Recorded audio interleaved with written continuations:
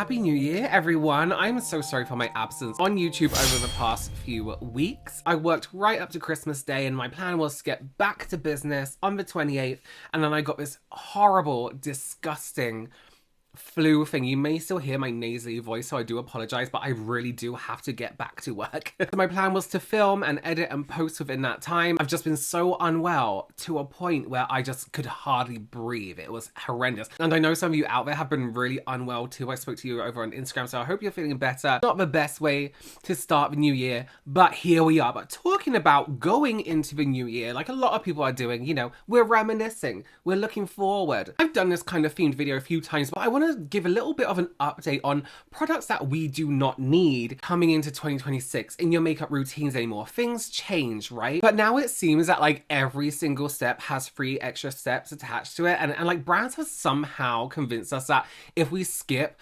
one product, our makeup just won't look right. So today I want to talk about products that are constantly pushed as being essential, but realistically, you don't need them in your routine at all, and you don't even need to include that step in your routine. Now, that doesn't mean that these products are bad, you know, it doesn't mean you can't use them. It just means they're optional. So this video is especially for anyone who feels overwhelmed, like their routine keeps getting longer and longer, or they're doing makeup wrong, in quotes, because they don't own everything. And that's something I talk to you a lot about. Messages over on Instagram, you can follow me here in comments, is some people may often say, I don't know how to contour, I don't know how to contour my nose, I don't know how to bake, I don't know how to put on lashes. You know, all these steps that aren't really necessary, but brands make these products so they feel like they're necessary steps of your makeup routine. So, okay, let's talk about loose baking powders, right? You know my opinion on baking. I do not like baking out in the real world. I think it's dry. I think it looks gross and dry. And you know, I've seen people in real life. Oh yeah, I need some more spray on my face. I look so dry. Talking about dryness. Hydrate that skin a little bit. No, I'm really actually impressed with myself, considering I've been really sick. I really kept on top of my skincare. Yeah. What was I saying? Yes. I've seen baking play out in real life. I've seen it at events. I've seen it at you know, and yeah. Yeah, that's all I have to say on that is yeah. Baking is one of the biggest things that is so unnecessary, right? So we all know baking came from drag makeup, stage makeup, and like heavy glam. It was never meant for everyday wear. It looks flawless on camera because cameras flatten the face. These lights you see me from one angle, the light is a constant, right? The light never changes. The texture of my face never changes within the time I'm talking to you. God, I look tired. So within the time I'm talking to you and when I take this makeup off. So if I was to bake and everything looks smooth and I was like, now it's going to stay in place, and I never show you how dry my under eyes look later on in the day, of course baking is going to look good. In real life, baking can emphasize fine lines incredibly. Like it is like you're literally sucking that moisture out of, one, your skin, the skincare underneath, but also the concealer, whatever you're using on top. Powder is going to absorb that moisture. So and what happens to dry, dehydrated skin and makeup? It cracks. Fine lines become more obvious. It can emphasize those fine lines, make under eyes look dry, and add really unnecessary texture. And the thing no one talks about, a lot of people don't actually need to set their concealer at all. Hear me out, please, hear me out. You've heard me talk about this constantly. The secret to that smooth under eye: preparation, skincare. Eyelids, greasy, oily for a lot of people. Under eyes, complete opposite, dry. So when we're seeing cracks and stuff like that, it might be because we're drying out that skin. Now, if you don't set your concealer, and this isn't to say you can't use powder at all, I do use a tiny bit of powder, but if you do experience cracking, fine lines, it is so much easier just to put in your concealer and leave it. Tap it, touch it up occasionally, leave it. Adding powder under the eyes can be risky anyway. Adding baking to that, where you are sucking any moisture from that area, no. Never in my life, never in my years as a professional makeup artist on clients of every age, skin type, under eye color, whatever product I'm using, have I ever had to bake their under eyes. And I'm talking weddings, christenings, proms, on shoots, runway. It's such an unnecessary step, and there are ways to make things last longer. And yes, even if you have that deep fold, Baking is going to make that even worse. And yes, there are ways to keep that fold from physically creasing in terms of product. Use an eyeshadow primer like you do on the top lid. It's very simple. If your concealer is already creasing, adding powder to that extent doesn't fix it, it makes it worse. But you can take a little bit of powder, a little bit of not baking powder, right? A smooth, loose powder, a nice pressed powder will set your concealer really, really nicely. But if you feel like your makeup looks worse after that much powder, it's not your fault. It's the technique, right? Okay, let's talk about contour. Now, I love contour. I think contour is a beautiful technique. It's a technique that can be used artistically. It's a great way to change up a look a little bit. Maybe you want to make a feature stronger one day. It's a great technique. But the deal is you do not have to do it. To me, contour is one of the most misunderstood makeup techniques and products, contour products. It doesn't have to change your face. It's kind of meant to exaggerate shadows, right? Or as I say, contour is mimicking the shadow of your bone structure, and you can move that bone structure around as you see fit. But it isn't a step you have to take. If you want to do it, great. You know, but you do have to take certain precautions and be careful, because sometimes it can look muddy, sometimes it can look patchy, sometimes it can look like a line down your face, and most people don't realize this until they step into natural lighting. You know, when you've done your makeup and then you get into the car and you look in the mirror and you're like, what the fuck did I just do? It's that kind of thing. You need to be really, really careful when you do it, because it's shadow, right? It's not a color. It's not meant to be a patch. It's not meant to be a stripe. It's not meant to be noticeable. If I'm doing someone's contour, I don't want someone to be like, that's contour. I want someone to be like, oh, your cheekbones look really great, or your nose looks very slim. It isn't meant to be there as a noticeable step to your makeup. You do not have to contour. And don't get me wrong, contour is a great way to add structure to the face. It's not the same as bronzing. It's not the same as blush, but bronzing and blush also adds structure in their own way. So you can stick to your bronzer, you can stick to your blusher. You only really need to contour when you're like, okay, I want my cheekbones to look extra, extra sharp. I want my nose to look pointy, slim. I want the bridge to look bigger. You know, that's the only time you really need to or contour to make those changes. But let's be real, bronzer already adds warmth, so you don't need to add that with contour. Blush can lift the face if you put in the right areas. Contour is an extra step that most people don't actually need day to day. So if contour stresses you out, that's your sign. Makeup shouldn't feel like, you know, a subject in school that you're failing at, or, you know, or like a test every time you do it. If you don't want to contour, you don't have to. If you find it really difficult, you do not have to. And yes, you can teach yourself. That's part of the fun in learning makeup, right? You can educate and teach and keep practicing. One of the most common things I was always told by clients when they're over a certain age is, my daughter does this and I don't know how to do it. And I would always be like, do you want to do it?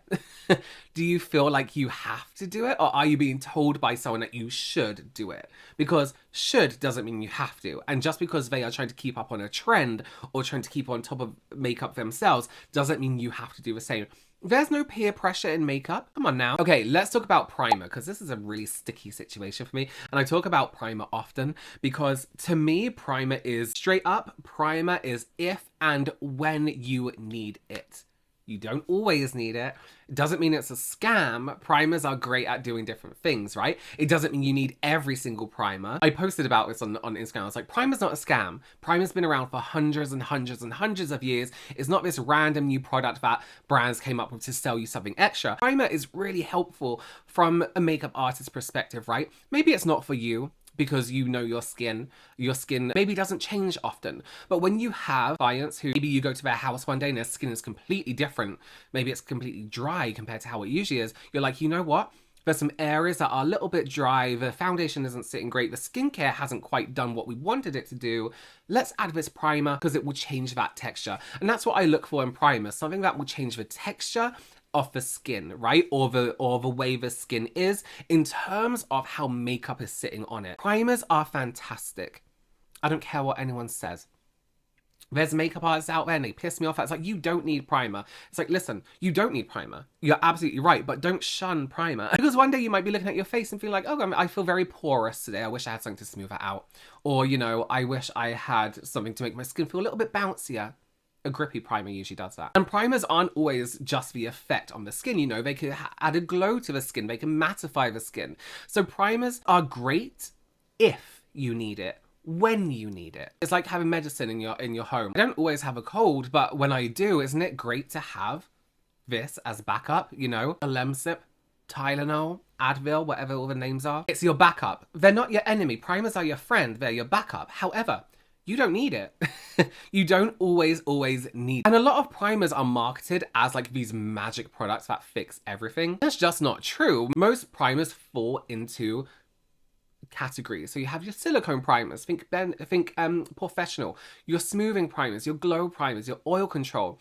And skincare does a lot of that already. So bear that in mind. Think about your skincare before your primer. A serum and a sunscreen, great skin prep for makeup. That's all you need to do sometimes. And a lot of times just a hyaluronic acid serum makes a great primer. I've been loving this one from The Ordinary. Why did I get this? Where did I get it? I think I saw this on TikTok Shop and I was like, let me try this one because I love just straight up hyaluronic acid as a primer. And it's skincare, so you can incorporate that into your skincare routine, morning, evening, and you can incorporate it into your pre-makeup skincare routine if you want. For me, that's a good enough primer. It makes the skin feel even the whole way around. Those areas are a bit more oily, perhaps a bit more dehydrated, and it gives you the most incredible texture to your skin.